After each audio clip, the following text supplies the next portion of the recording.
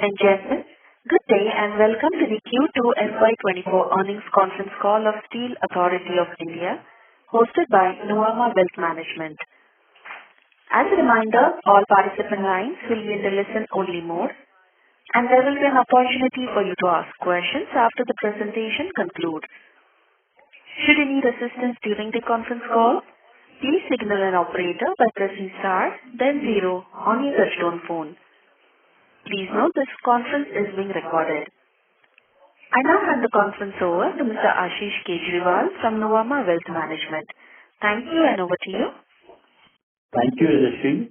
Good afternoon, everyone. On behalf of Nuvama Wealth Management, we are delighted to have Mr. Anil Kulshani, Director of Finance, along with his team for Q2 FY24 conference call. Now, I would request Mr. Kulshani to have his opening remark, and thereafter we can open the floor for Q&A. Over to you, sir. Thank you, Mr. Ashish. Good afternoon, everyone. Let me welcome all our investors and analysts who are joining this results con call for the financial results of SAIL for the period Q2 FY24 and H1 FY24. Though the detailed results are already available on the website of the company and the stock exchanges, I would briefly apprise you on the same before we move to the question and answer session, where we would be happy to address your queries. Let me first apprise you on the economic scenario in which we have been operating. The global economy, which saw a sharp improvement in 2021 after the initial waves of COVID, was adversely impacted on account of multiple factors like the inflationary pressures and consequent tightening of the monetary policies, geopolitical situations leading to disruptions in supply chain, slowdown in major economies like China and Europe, causing major imbalances in the global demand supply, etc. The inflationary situation in 2023 has eased to an extent vis-a-vis 2022, but the decline has been gradual, leading to a growth rate rising moderately. There are projections of further decline in the inflation, which is a sign of relief, although the rate is expected to remain gradual as the global economy continues to be impacted adversely due to the factors discussed earlier. International Monetary Fund, in its latest World Economic Outlook of October 23, has projected a growth of 3% and 2.9% in 2023 and 2024 respectively, which is lower than the estimates of 3.5% for 2022. Now coming to the world steel scenario, in line with the economic situation, the global steel scenario has seen its graph falling drastically after the phenomenal rise in 2022. In fact, the world steel output during 9 months of the calendar year 23 has fallen by 0.1% over CPLY. The world steel narrative cannot be complete without the mention of Chinese steel industry. China, after 2 straight years of decline in its crude steel production, is poised to improve upon its performance in the current calendar year. The growth during 9 months was 1.6% over CPLY. However, the worrying factor here is that despite this modest performance by the world's largest steel producer, its share in the global output has risen consistently and reached the pre-COVID levels of around 57%. This highlights the contraction of the performance by the rest of the world, barring isolated performances by India and a few other countries. However, the projections for steel demand point towards turnaround during 2023 and 2024, although again a gradual recovery. World Steel Association, in its short-range outlook published during October 23, has projected a growth of 1.8% and 1.9% during 2023 and 2024 respectively. Meanwhile, Indian economy continues to fare better than its counterparts, and this has maintained relative stability in the domestic market. The Indian economy registered GDP growth of 7.2% in financial year 23 and 7.8% during Q1 of financial year 24, which has helped it maintain its position as one of the fastest growing amongst the major economies. At the same time, the economy has countered the forces of inflation better than the other economies by judicious use of increase in repo rates by the RBI. Indian steel industry has been one of the few to maintain a positive growth in both production and consumption of steel during financial year 23. The steel production grew by more than 5% and the consumption by more than 13%. During the current financial year as well, the increase in production and consumption has been in the range of 15%. The demand in India is projected to grow by 8.5% and 7.7% during the calendar year 23 and calendar year 24 respectively. The domestic industry has, however, felt the impact of volatility in the prices in line with the global trends.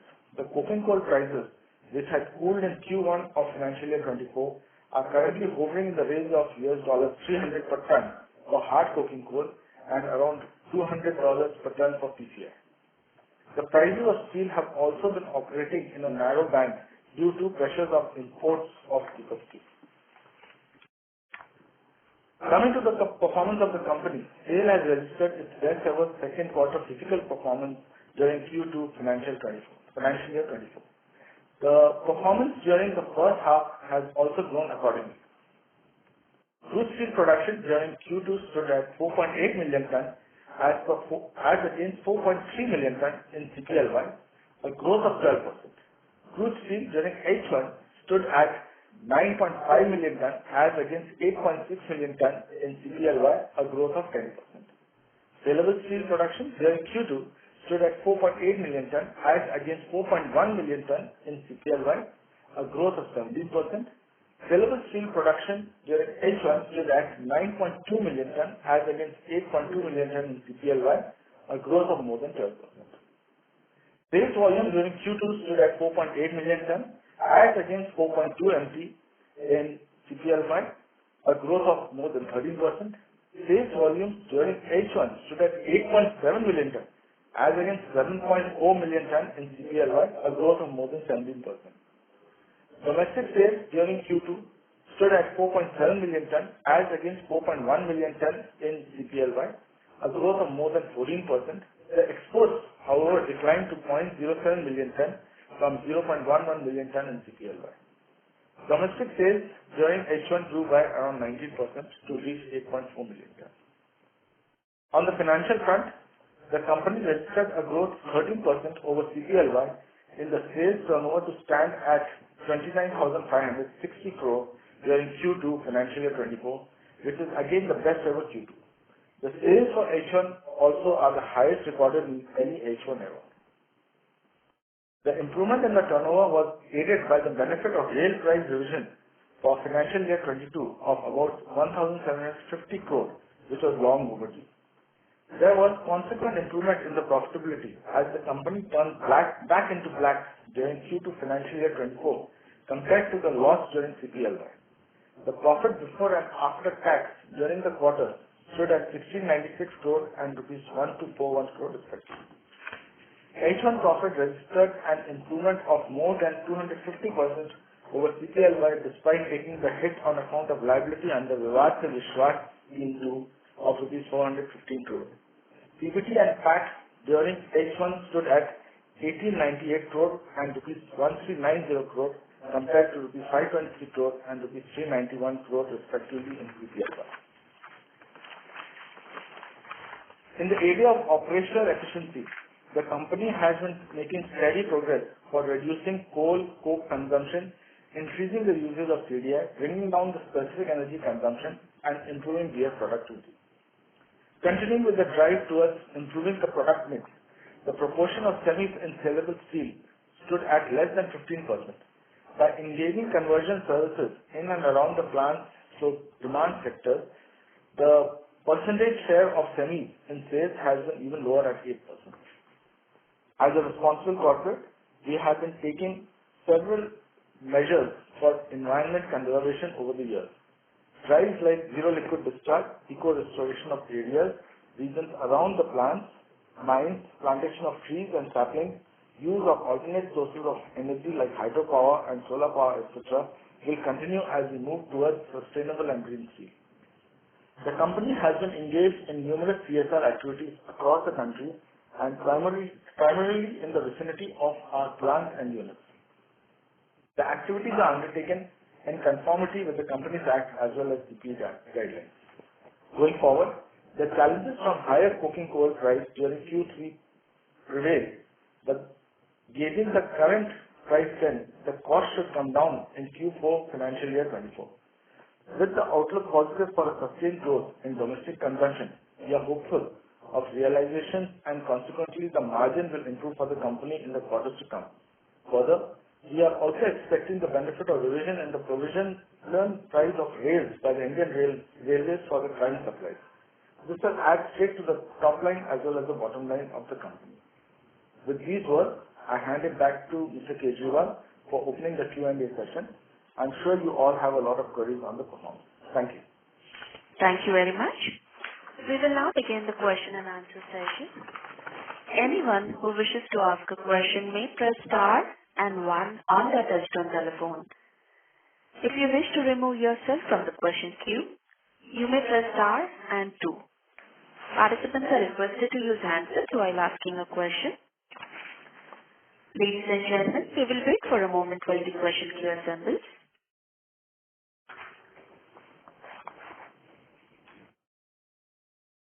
We have a first question from the line of Amit Dixit from ICICI Securities. Please go ahead. Yeah, thanks very much for the opportunity and congratulations for a good set of numbers. I have a couple of questions. The first one is on coking coal. So if you can let us know the coking coal cost that went into P&L in Q2 and how is it likely to evolve in Q3. Also, I would like to understand that we have seen BCCL raising its production and sales. How does it help us because BCCL is, a primary subsidy for coking coal in India? That is the first question. Yeah. Thank you. Actually, the coking coal prices, which were around 27,800, we are talking about the imported coal. It was in the range of around about 27,800 in Q1. They came down to the levels of 23,000 in Q2. But again, the prices have started going up, and we expect that the average cost of this imported coking coal will be in the range of 27,000 per ton as far as consumption is concerned. And coming to BCCL, we have got sort of an MOU with them regarding coal, and most of our coal, indigenous coal, is supplied by BCCL to us, and we have a pricing arrangement with them, which is basically linked with the price of imported coal. Sir, is it possible to quantify if you are getting higher supply from BCCL, and what would be approximate ballpark difference between international price and BCCL price? Yeah, you can say that we are getting around about 15% of our coal, which is indigenous in nature. Out of which, some you can say 3 to 4% will be from our own washeries and collieries, and the rest is supplied by BCCL. And the price differential between the two, because we have got some upper and lower bands the supplies being made by BCCL. So the upper band is around 12,500, which we are operating now. Okay, got it. The second question is essentially on the benefit of this revision provisional rail prices. So while we have booked around 1,750 crores this quarter, is there a further benefit that we can expect for FY22 and in Q3 or Q4? And will some benefit of FY23 will also come, or FY23 will come next year? Basically, what has happened is that we have taken the entire benefit for FY22. Now, for FY23 and continuing on in FY24, we have been getting a provisional price of 57,500 rupees per ton, whereas the price finalized for FY21-22 is around 85,300. So basically what will happen is that we will be approaching the railways to give us an ad hoc increase till we submit the cost data of 22-23 to the CA cost organization and it is finalized. So we will be requesting for an ad hoc increase for 22-23 as well as 23-24 since our costs are much more. So just to be clear, sir, you said 57,500 per ton we are getting for FY23. 67,500. And 57,500. 67. 67. And we are, and the price increase that we have got for FY22 is 87,300. 85,300. 85,300. But sir, since FY22 prices have also come down, so, do you expect to get 85,300 only, or, prices for FY23-24 would be a little bit lower? We will not be able to comment on the FY23-24, but regarding the FY22-23, it is basically the entire thing is based on our costs which is being intimated to the CA cost organization who verifies it. So we don't feel that there will be any reduction from that. In the financial year 22-23, the cost of coal had also gone up substantially as compared to 21-22. Okay. Got it. Thank you and all the best, sir. Thank you. Thank you. We have a next question from the line of Kirtan Mehta from BOB Capital Markets. Please go ahead. Thank you, sir, for giving this opportunity and the strong performance on the sales and production side. One follow-up on the sale pricing. In terms of, we are currently sort of getting a provisional price of 67,500. Against that, what would be our current cost-based sale cost at this point of time? We would not like to disclose our cost. But then, based on our cost and on return on our equity and all the whatever is the calculation made, for the financial year 21-22, they had initially given us 67,500 as the ad hoc pricing for that, and finally gave us 85,300. So based on again our cost in 22-23 and subsequently in 23-24. We'll be again working it out and submitting it to the CA cost organization for their evaluation and finally giving us the price for that. Right. So right now FY23 as well as FY24 billing is also getting done at 67,500 only, or is that a different number? No, that is at 67,500. And for FY23, have we already submitted our cost workings to them, and is it waiting for their approval, or we are yet to submit it? We will be submitting it shortly. Actually, we are waiting for the finalization of the 21-22 cost. So once it is finalized, based on whatever assumptions are there, which are acceptable to both the CA cost organization and sales, we will revert and submit for 22-23. Understood. Another question was about the semis. During the opening remark, you mentioned that currently proportion is 15%, but using the external conversion services, we are able to reduce it to 8%. Could you give us more color on what exactly the semis proportion in the sale currently is, and where are we deploying the external conversion services? External conversions, we have got our rent leasing arrangements also, and we also have our conversion agents who convert mainly our long products. It's basically for the long products. So we have got conversion agents for our TMTs and also for our structures. So we have it converted by them and sell it under our branding. So the semis are basically sales which are used out there for that. And besides this, we also have some semis which we provide to our customers who use it for other purposes also, not using our branding. Understood. So is our semis proportion in the sales mix is down to 8% after using the conversion agent? Yes. And how much do we spend externally with the, what would be the average cost of conversion that we pay out externally? So what would be the margin difference on the conversion, externally converted items?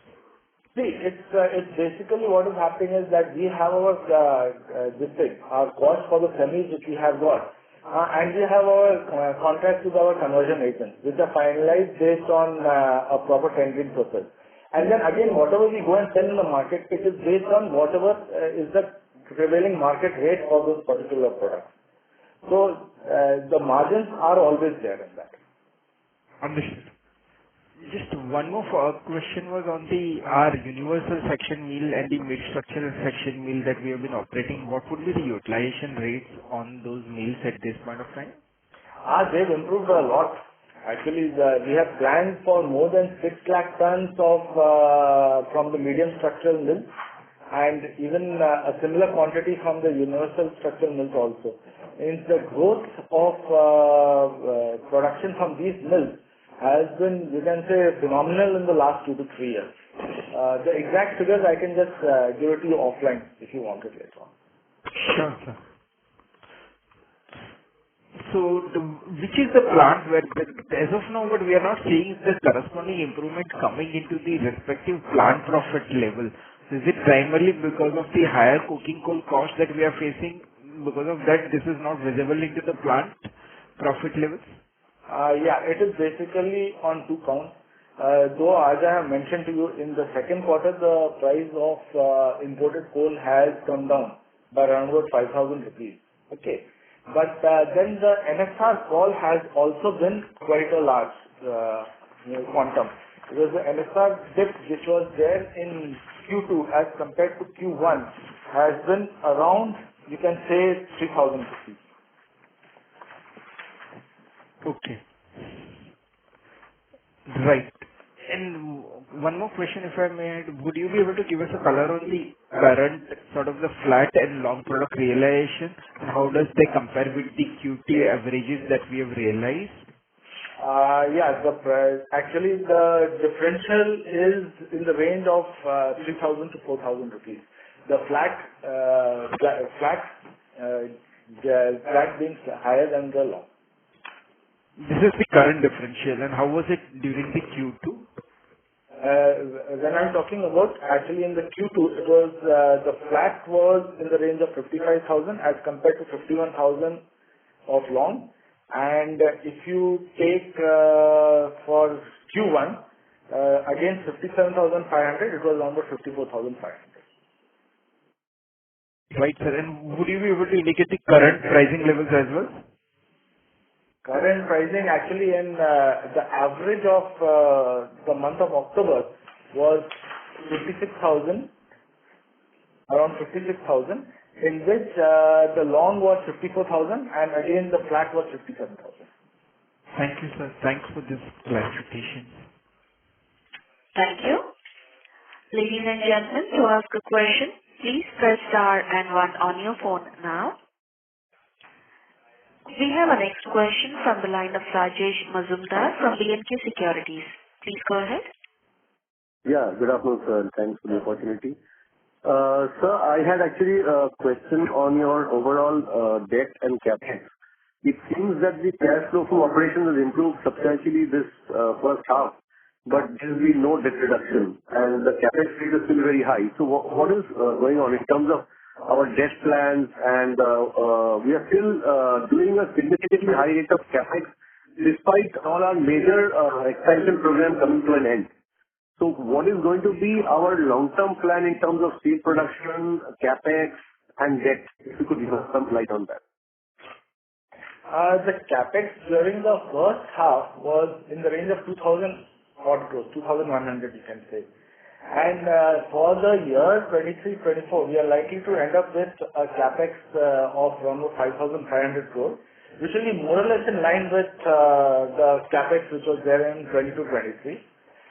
Now coming to debt reduction, actually if you would see our figures, as on 31st March 23, the debt was in the range of 25,500. It went up to around 29,500 as on 30th June. And then again, we have brought it down to the 31st March levels of 25,500. And we expect that by the year end, we'll be probably having a debt of around 22,000 crore. So this 22,000, a reduction of, you can say 3,500 crores with a capex of 5,500 crores during this period this is what we are looking at.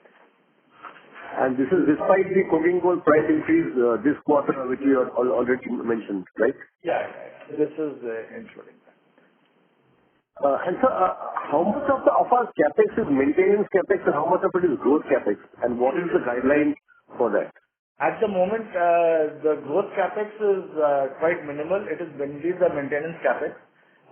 The growth CapEx, we expect it to start only after, you can say, from maybe 2025 onwards.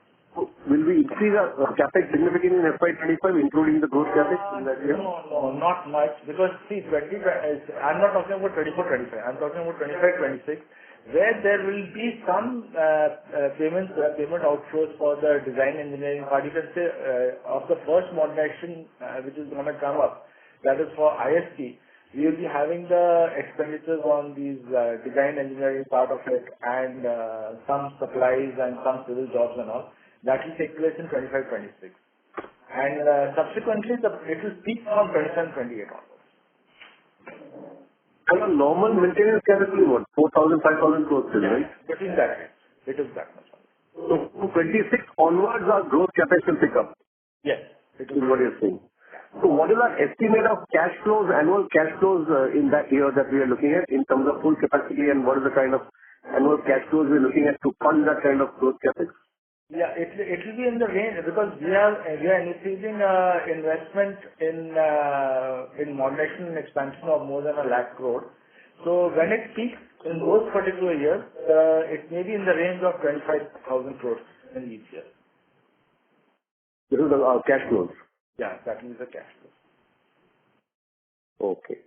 Okay. Thank you. Thank you so much. Thank you. We have our next question from the line of Rashi Chopra from Citigroup. Please go ahead. Sorry, it's a repeat question. I missed some of the data points on the NSR. So could you just please highlight again what was the average NSR for this quarter? What was it for flats and longs? Yeah. For this quarter, the average NSR was 53,400. And if you bifurcate it between flat and long, for flat it was 55,190 or 55,200 you can say, and for long 51,300. And you indicated that the October prices are 57,000 for flat and 54,000 for long. Is that correct? Yeah. Okay. And what are your expectations, around, for November, December, given that, there is still some premium to import parity?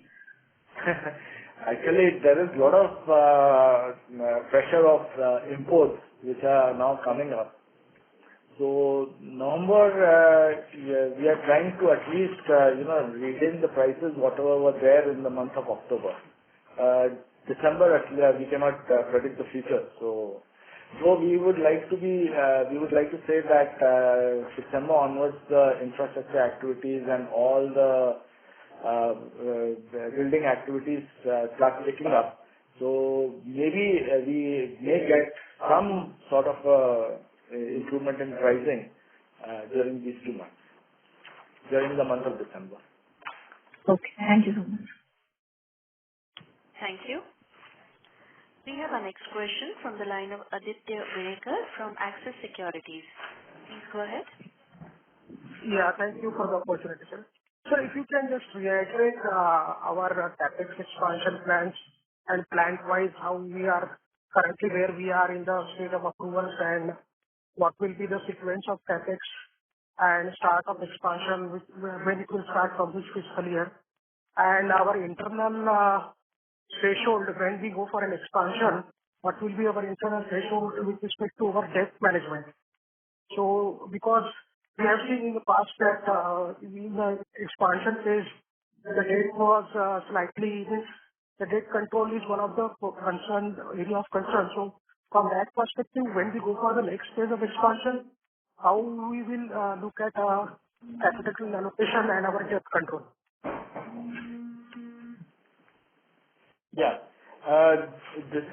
Initially now, first of all, we are going in for setting off our assets, where actually we will be trying to improve our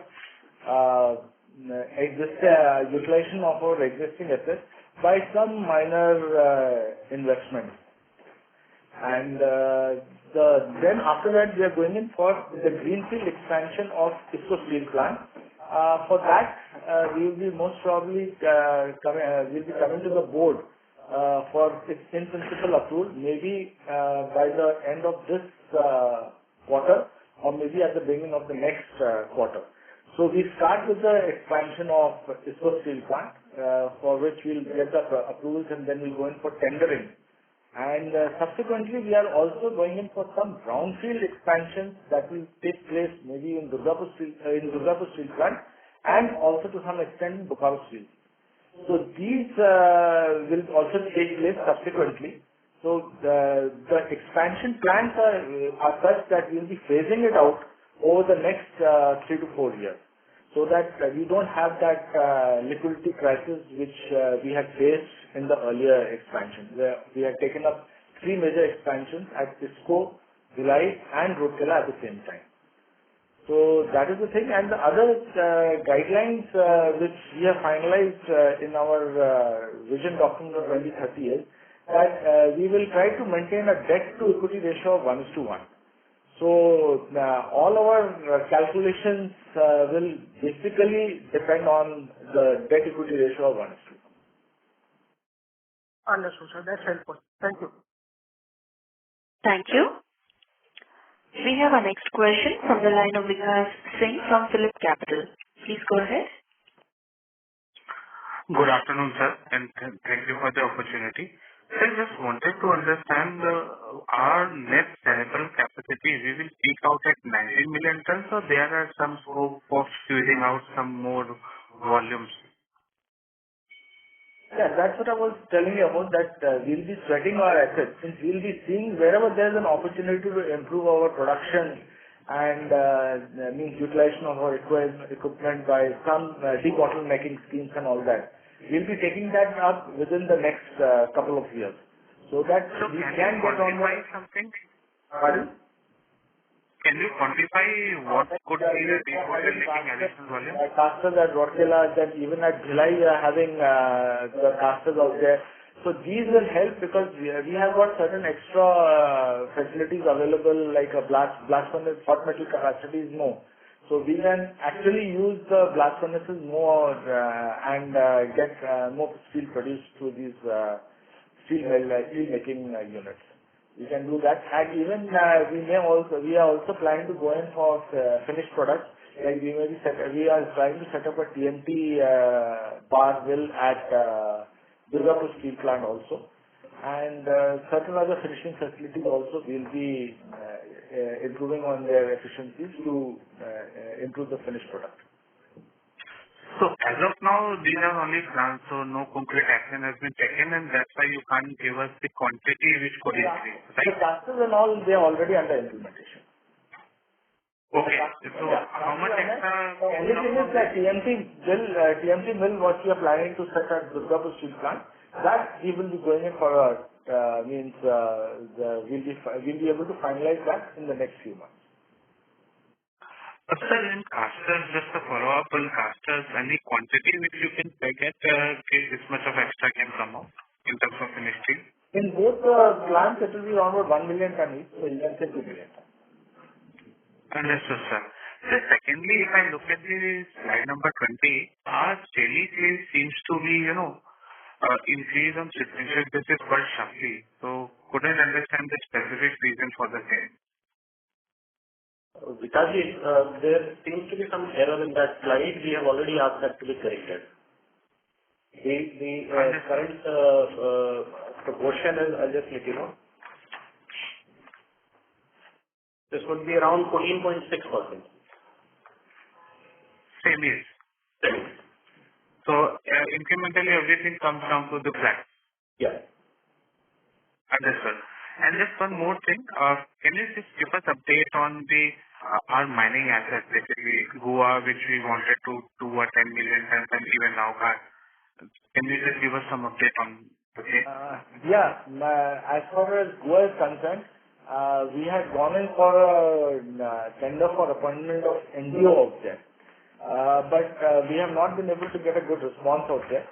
But in case of Rowghat also, the inter-mining has begun already out there, and we are able to evacuate around about 30 to 35,000 tons per month from there. But the main project which is there, it will start, we have already appointed an MDO for that particular project also, and some tree felling activities have started out there, and we hope that in the next 3 to 4 years, we'll be able to get sufficient material from Rowghat also. Understood, sir. And just one last question. Any update on the Jharkhand inventory sale? Not yet. We have not been able to get the clearances for that. But we are hopeful that in this financial year 23-24, we will get the clearances for evacuation from there to some extent. Sure, sir. Thank you and all the best for future. Thank you. Thank you. A reminder to participants to press star and 1 to ask a question. We'll take our next question from the line of Somaya V from Avendus Spark. Please go ahead. Thanks for the opportunity. I'm sorry, his line got disconnected.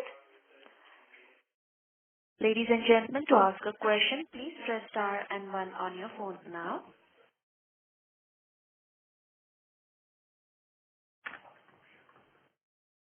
I now hand over the call to Mr. Ashish Kejriwal from Nuvama. Please go ahead. Yeah, hi. Thank you. Sir, one question from me before we can pick up 2 more questions which are in the queue. Is it possible if you can give a volume guidance for this year? And in terms of CapEx plans also, like for example, IFCO, how much capacity we are putting in and what kind of CapEx will be involved at least in the first plant? And besides that, the sweating of assets involves what kind of CapEx and incremental volume from there at the timeline? That will be helpful. First, if we talk about the CapEx of ISP, the DPR is under preparation and under finalization. So we are analyzing the DPR mainly to cut down the cost. So it will be too early for us to comment on this. Regarding the sweating of assets, we have got an expenditure of around about, you can say 15 to 20,000 crores, which will take place in the next 4 to 5 years on these additional debottlenecking schemes and like these clusters which are coming up and other. Even we are planning cocoa and sand-charged cocoa and batteries also.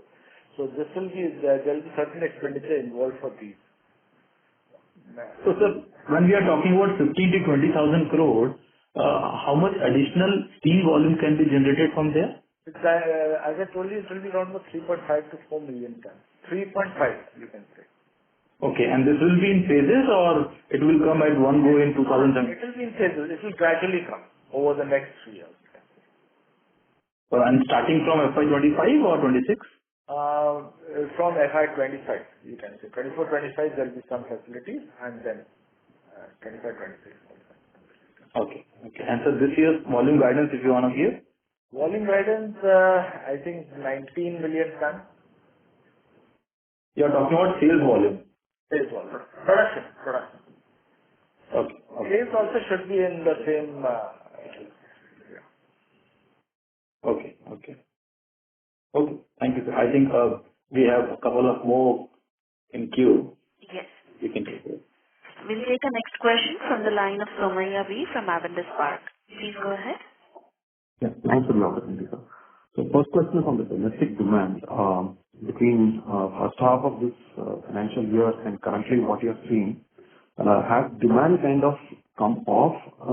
This is first half. That's the first question. And second part to that is that you did mention import, bit of a increase in imports.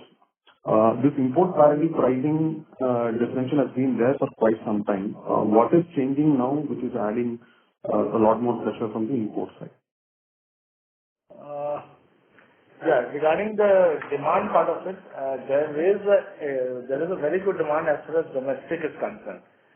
We have not increased our stock levels or anything like that. On the contrary, from the Q1 stock levels, we have been able to bring it down by around about 3 lakh tons, around 3 lakh tons. And regarding the what was the second question about? The Imports adding pressure. So yeah, there is a lot of pressure for that. There is a lot of pressure building up for that. But then if you actually see that the quantity of imports will be quite less as compared to the total production in India. So it will have an impact, no doubt, it will have an impact. But we are just hoping that it should not have a major impact on the local producers. got it. So this softening in prices in the last 1 month in the industry, so I mean, is it more to do with imports, while you still see domestic demand quite strong compared to first half? Is it primarily driven by import pricing pressure? Yeah, the flat products will be driven by the import pricing pressure, because long products is slightly not affected by these by the imports, but the flats are being affected to some extent because of the import pricing pressures. Got it. So second question is on the cost, whereas your coking coal has gone up, thermal coal is on the relatively lower side. So is there within the industry there is a dynamic that probably a DRI player or a secondary player are seeing their costs are kind of coming lower when compared to the traditional integrated players? Yeah, actually, the price differential is there. So that is why there is a price differential when you go for the NSR pricing also. The longs which are produced by the primary producers, they demand a premium as compared to the secondary producers. And basically, one more thing is that they are also not operating at capacity. They also are operating at lower than the capacity. Maybe the demand is not there for their products. Got it, sir.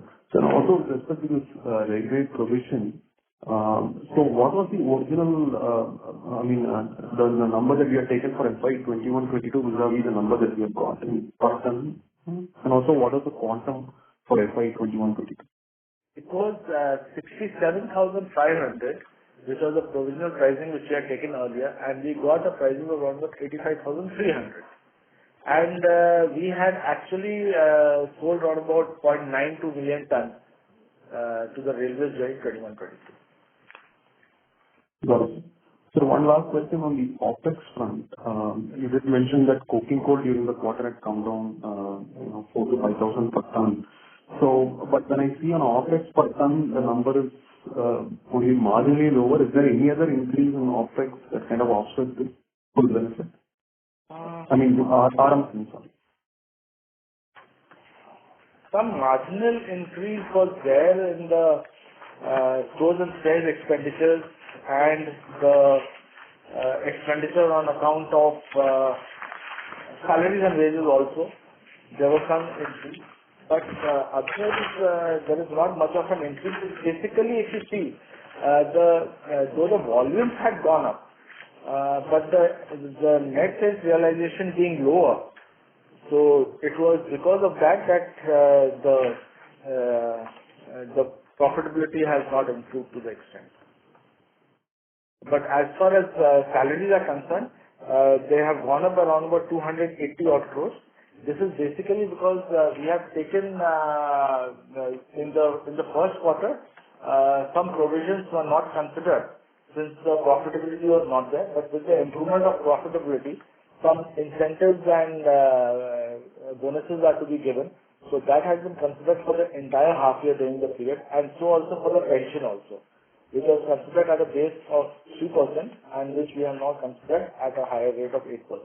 So the impact is for the entire year. And some expenditure on stores and spares and repairs and maintenance has been higher, because in this particular quarter some higher maintenance has been done, and also the production has been substantially higher. Got it, sir. Thank you. Thank you. We have a next question from the line of Kirtan Mehta from BOB Capital Markets. Please go ahead. Thank you, sir, for giving another opportunity.